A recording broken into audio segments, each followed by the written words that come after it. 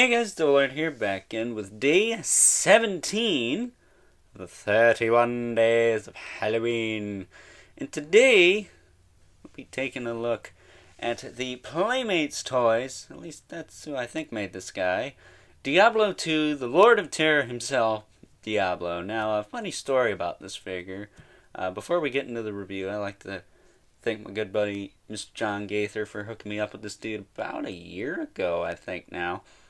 But the funny story is, I got Gaither this Mezco the Goon figure. Now, before you're all like, why didn't you trade that for this? Well, first of all, I don't kiss Mezco's ass like every other 1/12 scale collector, so nice try, but I'm not paying $90 for a fancy pants Mego figure. Sorry, not sorry. But that's besides the point. We'll buy the Ghost Rider, though. But I got him that figure, and I was waiting for the accessories for quite a while. So once I finally got the accessories, I basically got this figure. So after all said and done, I was 100% satisfied with the trade and have no regrets. Do I want a Goon figure now? Kind of, but I wanted this guy a lot more at the time. So you know what? I'm happy.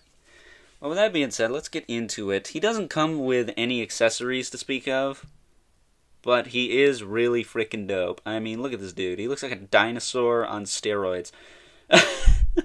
That's what I get when I think of this. When I look at this guy, he looks like a freaking dinosaur from hell. He's got this back spike piece you gotta attach, as well as his tail, which is on a swivel.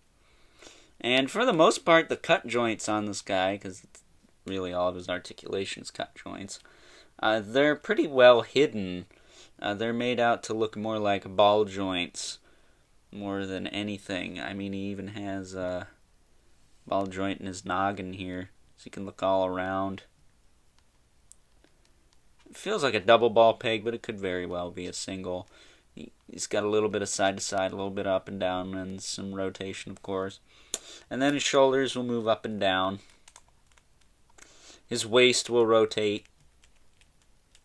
And his hips will move forward and back. And that's all you get. Other than, the tail rotating like I mentioned earlier. But, yeah, I don't really care. I think this dude looks awesome.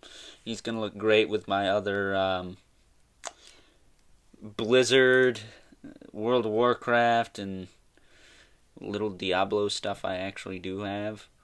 I don't have a lot from Diablo, though you'd think I would have all of it, because it's all evil satanic shit.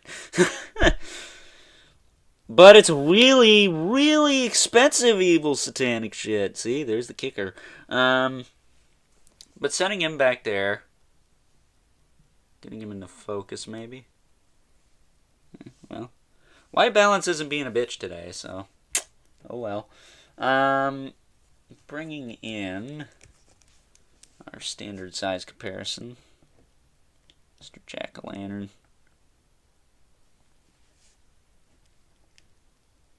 Looks straight full. There he is, and they're about probably the same height. You got to take into account this guy's kind of pre-posed. He's more of a staction than anything, but that's okay. And then since we brought it up, here he is next to Tyrael from the Heroes of the Storm line by NECA Toys. And no, we will not be looking at him this month. Maybe next month, like beginning of next month, just because I reviewed the other Diablo guys. Well, the ones I have anyways. But here's a fun story. NECA actually made a Diablo for Diablo 3, but that damn thing is like $80 now, so I obviously don't have it. I saw it in Toys R Us when it was only $25, and like a dipshit, I did not buy it. But now I really want it, so maybe next year for 13 days, 31 days, whatever the hell it is.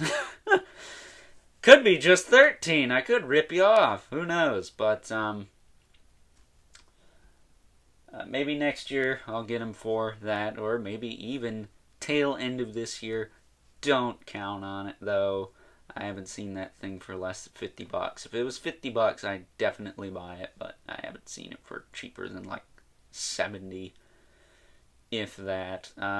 They also made a blue version, which that version's cheap because who the hell wants blue frickin' Diablo? I mean, I don't. I want the red one that looks all evil and shit. But nonetheless, they were also supposed to make a Diablo for the Heroes of the Storm line, but unfortunately it got scrapped or something, and they never did. However, I'm holding out, not for a hero, but holding out that they eventually make it.